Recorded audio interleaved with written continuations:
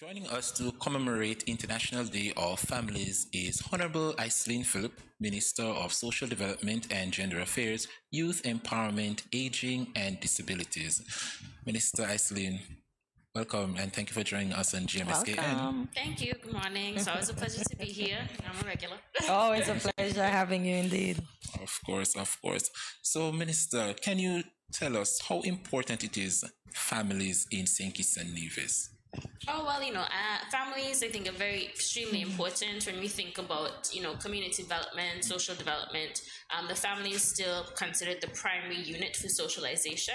And if we think about building stronger families, that's how we build stronger communities and really seek to strengthen the sustainability of our social fabric. So we do try to pay quite a bit of attention to seeing how we can strengthen family dynamics, especially here in St. Kitts and Nevis, where we recognize we have different changing family demographics in terms of the types of families that we see most often. So very important. I think that's why we're commemorating the day whole.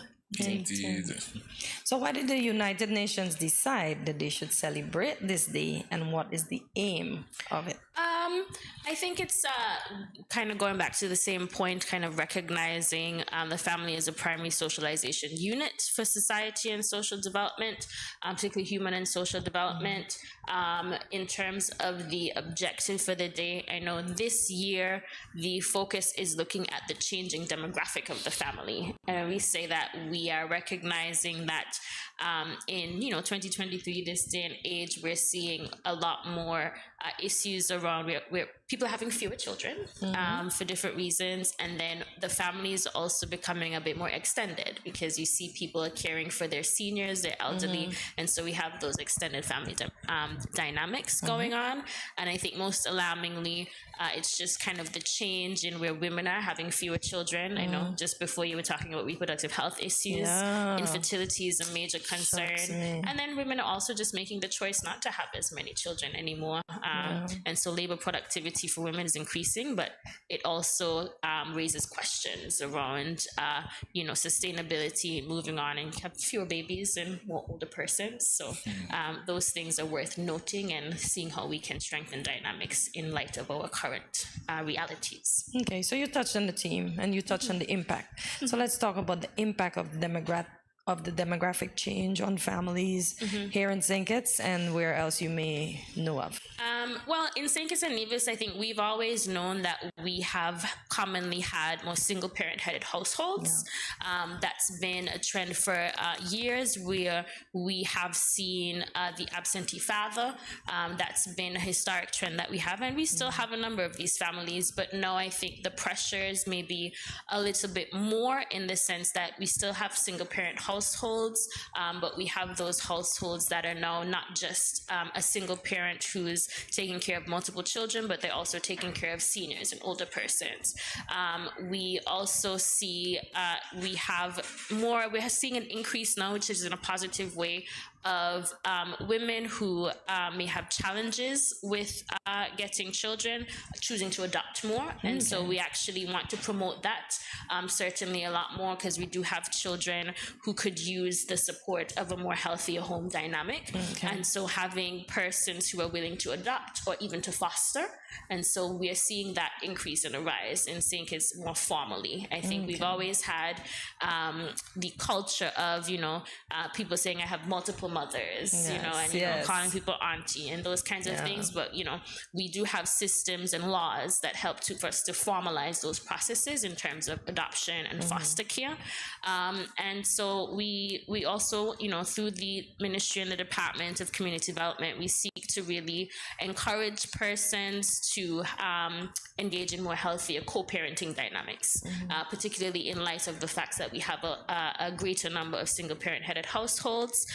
We certainly want to, despite the challenges in relationships between parents, it's very important that we still try to create spaces in households where we can provide a nurturing environment for children to grow. And so we certainly want to be able to see how we can promote and support healthy co-parenting and just, parenting support for families. Awesome. And Minister Phillip, you spoke recently about the demographic change that it's have on the family. in reference to St. Kitts and Nevis, how does this impact the Federation? Well, I think it's still early to really determine, because this is going to be a long-term shift and change. But I think we can expect, like we said, we have an aging population. We're already seeing that there are fewer babies being born. This is just a global trend. And of course, I guess in the long run, we can think about how that could impact things like our productivity. And, our productivity then boils down to our GDP. And so we do have to think about those things. We'll just likely have fewer people who are working, and then fewer young people, fewer able-bodied people to invest in our social security, pension schemes. So those are things that will impact the bottom line at the end of the day. And so we do have to think about those things in terms of the shift and the changes that we're seeing in families. And I think it's kind of important for us to see how we can, in light of the changes, how can we promote healthier relations? How can we promote still community development? Because I think the old time ways of how we would do things, or, a community raising the child is still very true, but it's different now. It's a lot less so. People are a lot more hands off when it comes to parenting other people's children, disciplining other people's children. And so we've noticed that shift. I don't know if it's the most positive, but I think we certainly could do more in terms of coming back to the point where, the village is raising the child. And just being a bit more conscious of who our village is and who we can lean on for support, and how we can help and support each other. So I think those are changes that we've seen that perhaps we could potentially kind of bring back in terms of when we think about our community and social development. Right. But Minister, you just made mention about fewer babies that are being born. Do you think that the demographic change, it affects negatively and also positively? Say, for example, not having plenty children, does this, you would say, give the parent more time to, like, say, go back to school, focus more on themselves? What impact do you think it would have? So certainly, you mentioned that, and so we recognize and appreciate that a majority of single-parent households are disproportionately represented by single women. And so women are now having fewer children. Perhaps that's by choice, so just, by the fact that, because of the whole kind of women empowerment agenda, a lot more women are entering the workforce. A lot more women are choosing careers that are, force them into, years of education and schooling. Women are becoming doctors, they're becoming lawyers. And those things, you don't have time all the time to balance those things. It's a lot. Parenting is a lot. And so, it does have, although we're seeing that we have fewer children being born, the positive is that, women are now able to make more choices. They're able to kind of promote themselves in different ways, and able to produce or to contribute to society in a different way than perhaps there was before.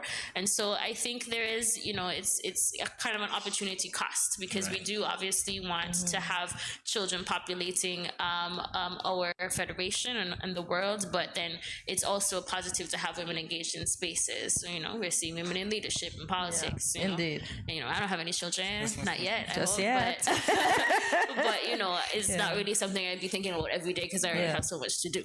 Exactly. Let's talk about the move with technology.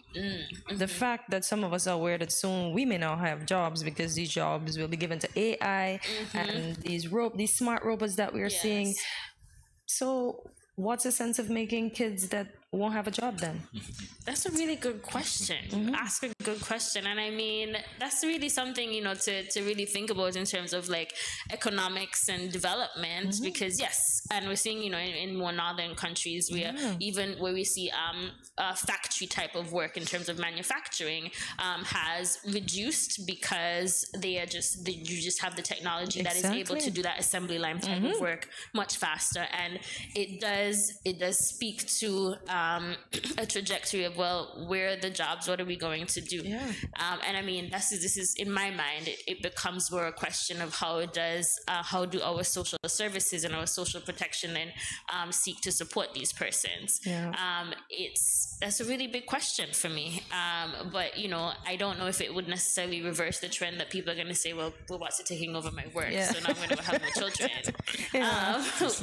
But it's something to think about. It is something to think about, for sure. And I mean, that's certainly something that I think is yet to be seen in terms of how we will deal with it, if and when that time comes for us. But it's definitely something worth kind of recognizing and noting. But even in the sense of, you know, technology being used now to initiate or help people with creating children. Exactly. Now, that's also something that we have to recognize, and, you know, technology being a big part of our world and space in this time. Because now most persons don't need to go the conventional way to conceive a child.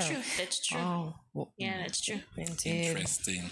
And Minister, today is considered as International Day of the Families. Can you share with our viewing audience what is it that the Federation is doing to celebrate and commemorate this day? Sure. So through the Department of Community Development and Social Services, the community development officers who work in the department are hosting different activities around the island in the different zones. So we usually divide the country into zones so we can cater to the large space. And so I know there are 2 community walkthroughs that are being planned for May 16th and June 6th. So the one on May 16th is in Connery and June 6th is in Deep Bay. So this is community walkthroughs. You'll see our community development officers kind of going around, connecting, talking to people. So we encourage people, you know, when you see somebody from the ministry, say hi and feel free to talk and express, you know, what you might think the needs are in the community, because we're really working to see how we can promote community togetherness and strengthen our communities through, you know,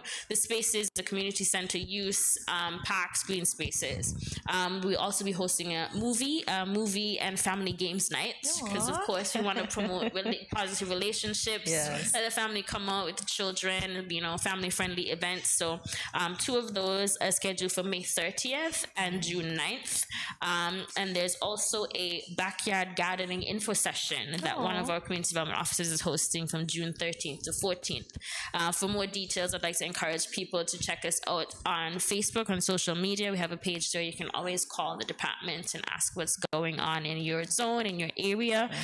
But we have these small activities happening throughout the month. We're celebrating, observing this time from May 15th to June 15th in the Federation. So that's some things we're doing. And funny enough, you just say that because earlier we discussed some of the fun ways we can celebrate the families together, and you just shared watching the movie or have cooking together. Yes.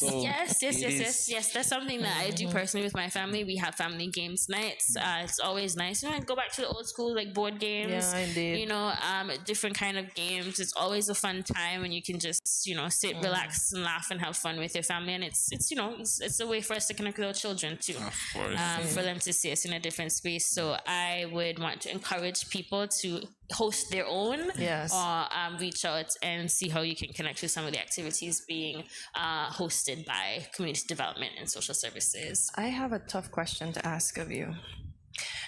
When these officers will be going around, do you think they would encourage families to have children? It's not part of their gender. I mean, they don't necessarily have to, but I encourage people to have children. Because, you know, some countries are paying folks now to have kids. That's true. And, you know, that's just, we've seen those types of social policies applied in different areas, for sure.